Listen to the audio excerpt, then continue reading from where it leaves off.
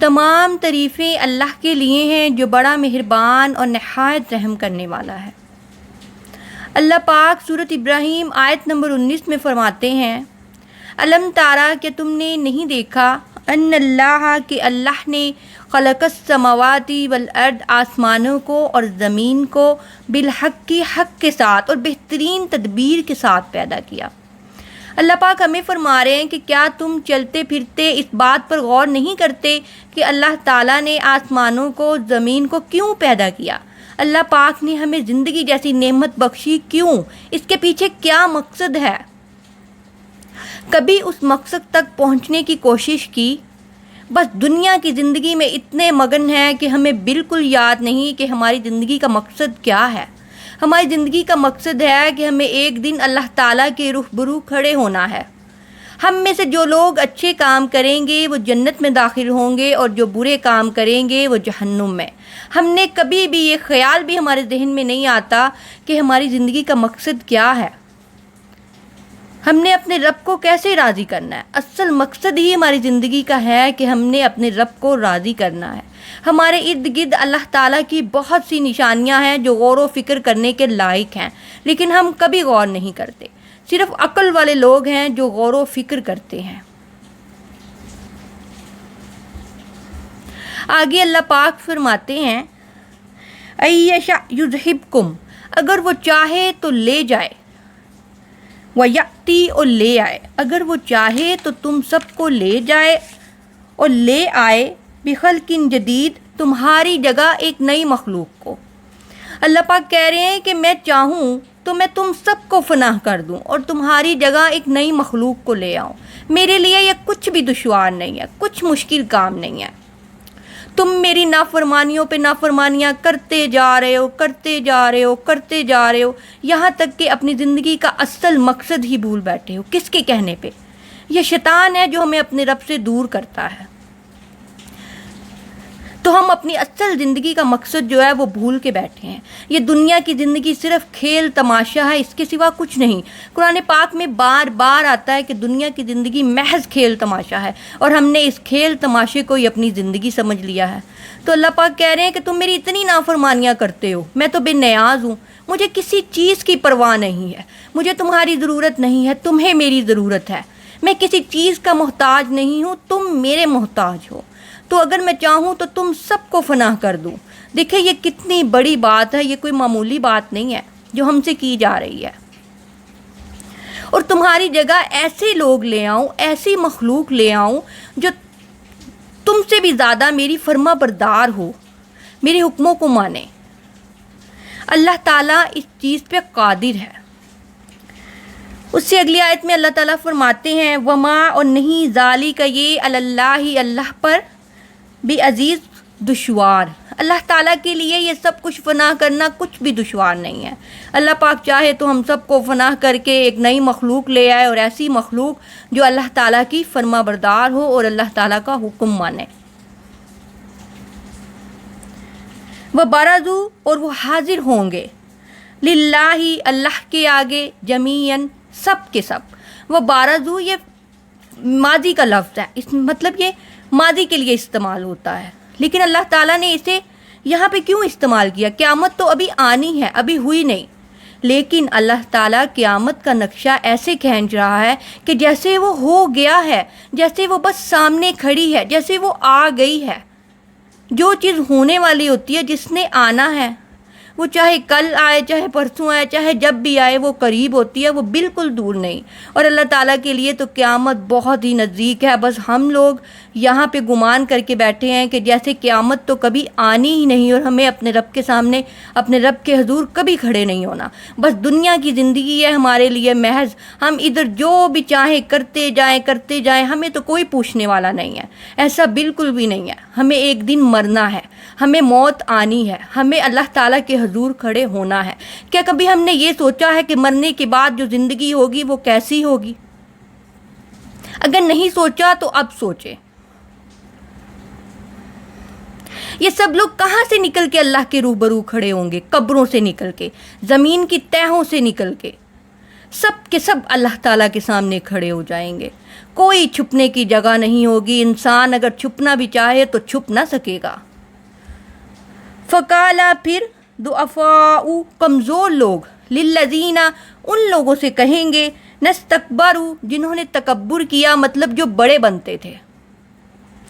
جو کمزور لوگ ہیں وہ اپنے بڑوں سے کہیں گے، اپنے سرداروں سے کہیں گے، اپنے پیشواؤں سے کہیں گے، اپنے لیڈروں سے کہیں گے، وہ جن کے پیچھے لگے ہوئے ہیں، اِنَّكُنَّا بے شک ہم تھے، لَكُمْ تمہارے، تابعاً تابع، ہم ہر حال میں تمہاری پیروی کرتے تھے، تمہارے پیچھے لگے ہوئے تھے۔ فَحَلْ تو کیا، انتم تم مغنون دور کر سکتے ہو، دفع کر سکتے ہو، انا ہم سے، من عذاب اللہ اللہ کا عذاب، کیا تم اللہ کا عذاب ہم سے دور کر سکتے ہو؟ وہ اپنے سرداروں سے کہیں گے، ان سے کہیں گے جو دنیا میں اپنے بڑوں کی بات مانتے تھے، اپنے سرداروں کی بات مانتے تھے، اپنے پیشواؤں کی بات مانتے تھے، اپنے لیڈروں کی بات مانتے تھے، ان سے کہیں گے کہ کیا تم اللہ کا عذاب ہمارے لیے کم کر سکتے ہو؟ تو آگے سے وہ جواب دیں گے، قالو وہ کہیں گے، لو ہدان اللہ اگر ہدایت دیتا اللہ ہمیں، لہدینکم تو البتہ ہم بھی تمہیں ہدایت کرتے، اگر اللہ پاک ہمیں ہدایت دیتا تو ہم تمہیں ضرور ہدایت کرتے، ہم تو خود گمراہی کے رستوں پہ چلتے رہے اور تمہیں بھی اپنے پیچھے چلایا، تم بھی ہمارے پیچھے چلتے گئے، تو آج ہم تمہارے لیے کچھ نہیں کر سکتے، تمہاری کوئی مدد نہیں کر سکتے، آپ اپنی خواہشات کے پیچھے لگ جاتے ہیں، اندھا دھند نہیں سوچتے، ہم لوگ یہ سوچتے ہیں کہ دنیا میں کیا ہو رہا ہے، دنیا کیا کر رہی ہے، ہمارے بڑے کیا کر رہے ہیں، بس ان کی محبت میں ان کے پیچھے لگے پڑے ہیں، چاہے وہ سردار ہوں، چاہے وہ لیڈر ہوں، چاہے وہ ہمارے ماں باپ ہوں، چاہے وہ ہمارے بہن بھائی ہوں، چاہے وہ ہماری بیوی ہو، چاہے وہ ہمارا شوہر ہو، ان کے پیچھے لگنے سے پہلے یہ دیکھیں کہ کیا وہ حق کے رستے پر ہیں، کہیں وہ اپنی خواہشات کے پیچھے تو نہیں لگے ہوئے۔ ہم یہ سوچے سمجھے بغیر ان کے پیچھے لگ پڑتے ہیں، اندھا دھند چھلانگ لگا دیتے ہیں کہ یہ سب لوگ یہ کام کر رہے ہیں، بس ہم بھی ان کے پیچھے چلیں۔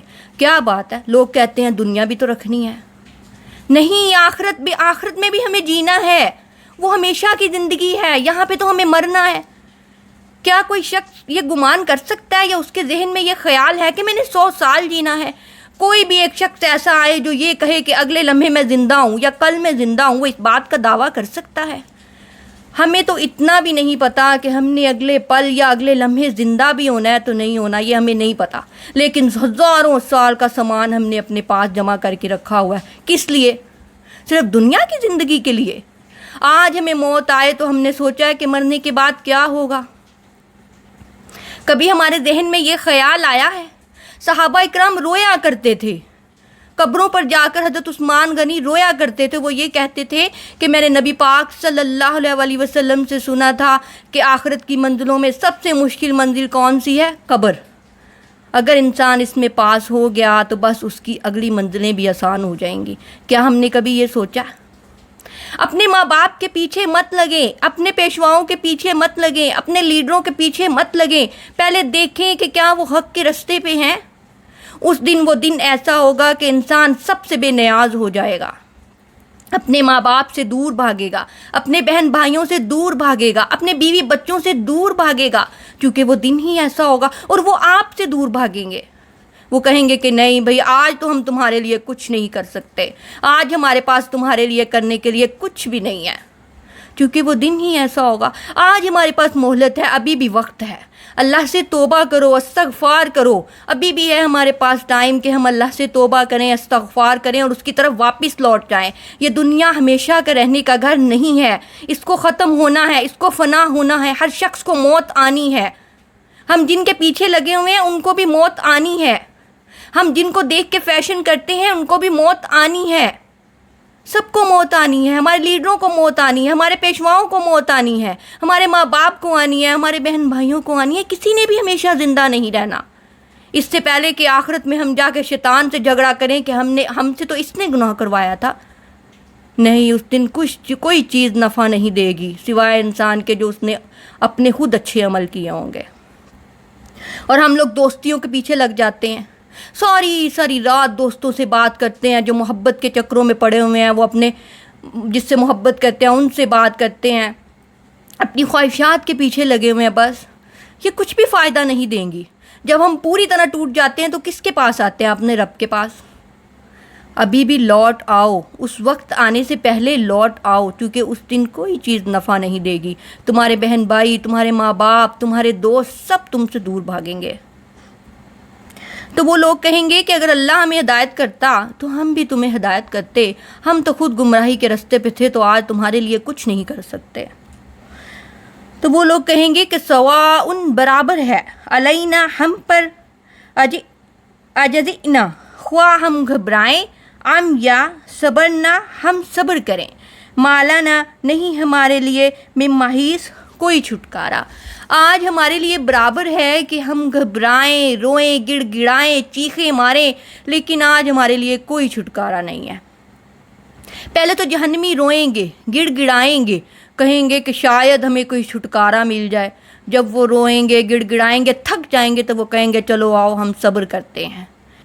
لیکن جب وہ صبر کا بھی مظاہرہ کریں گے تو ان کے صبر بھی کچھ کام نہ آئے گا، اور وہ روئیں گے، چیخیں ماریں گے، گڑ گڑائیں گے، لیکن ان کو اس وقت عذاب سے چھٹکارا نہ مل سکے گا۔